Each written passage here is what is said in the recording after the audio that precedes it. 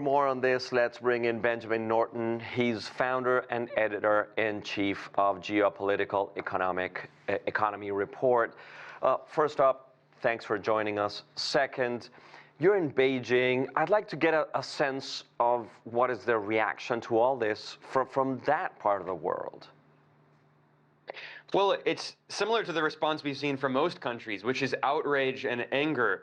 The United States has abducted the internationally recognized leader of a foreign sovereign country, which is a blatant attack on the sovereignty of Venezuela, and it's a threat to other countries around the world. This is why, President Lula da Silva in Brazil so vociferously condemned it, and it's even why the Chilean president, Gabriel Boric, who ironically had been a big critic of Maduro, but now he's afraid as well, and he said, if it happened in Venezuela today, it can happen anywhere tomorrow.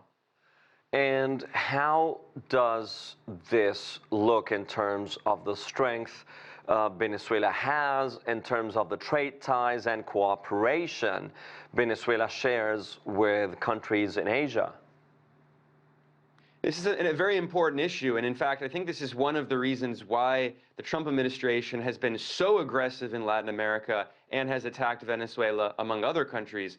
If you read the national security strategy published at the end of last year by the Trump administration, they say that they want to impose the so-called Monroe Doctrine in Latin America. In fact, in the press conference that Trump gave after bombing Venezuela and abducting its president, Trump invoked the Monroe Doctrine, and he actually referred to it as the Don Roe Doctrine after himself.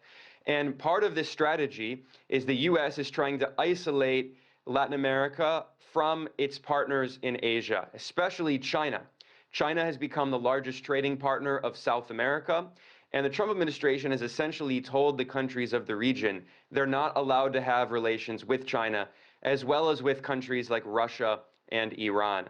If you listen to the rhetoric from Trump and Marco Rubio, they heavily emphasized Venezuela's partnership with Iran, and of course the Trump administration has also bombed Iran. So we see that, one of the reasons that Venezuela was targeted, of course, we have to mention Venezuela has the world's largest oil reserves. And in the press conference that Trump gave, he endlessly spoke about taking Venezuela's oil, U.S. companies investing in Venezuela's oil. That's certainly a factor.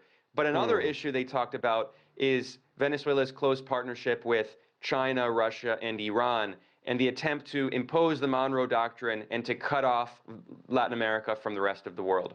But Benjamin, can Latin America and China be decoupled? Well, economically, no. I mentioned that China is the largest trading partner of the region when you exclude Mexico, and that partnership economically has been deepening more and more over time.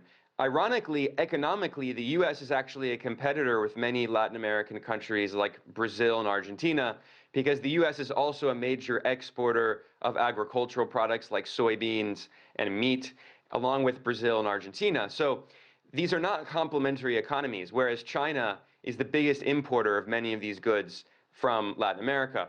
However, politically, I think the strategy of the Trump administration is they want to politically try to cut off Latin America's relations with China to the extent they can. We've seen, for instance, that Marco Rubio, in the first trip he took abroad as the Secretary of State, he went to Panama and several other Latin American countries, and he pressured Panama to withdraw from China's global infrastructure project, the Belt and Road Initiative. And we're also seeing that in Honduras, a new right-wing pro-Trump president has vowed to cut relations with China. So I think we're going to see the Trump administration politically try to, the first part of the strategy is to politically cut ties with China through blackmail and threats like we see in Venezuela. And then economically, the U.S. wants to slowly decouple. But of course, that's going to be very difficult to do. And how can the U.S. explain what happened in Venezuela to its allies in the Indo-Pacific? Well, the explanation from the Trump administration is might makes right. This is the law of the jungle. They're not even really trying to justify it. I mean, they'll do lip service to the idea of drugs, but we all know that's not true because Trump just a few weeks ago released from prison and pardoned one of the worst drug traffickers on earth, Juan Orlando Hernandez, who is the former leader of Honduras, who worked with the infamous Mexican drug cartel leader El Chapo Guzman.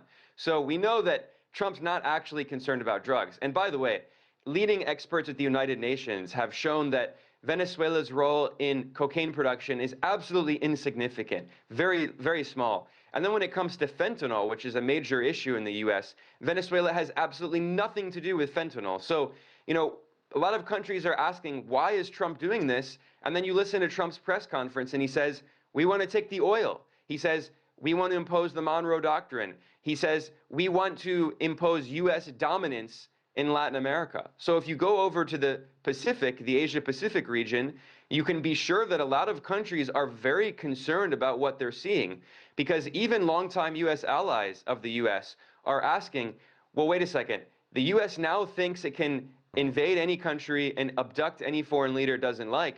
And Trump has also been attacking so-called allies, imposing tariffs on so-called allies. So you can bet that a lot of these countries in the Asia-Pacific are asking, could Trump potentially do the same thing to us? I mean, this is the really dangerous moment in where the message from Washington is that the rule of the order today is the law of the jungle, the rule by the strongest. Benjamin Norton, thanks for your time and for your insights. Great having you. Thanks for having me.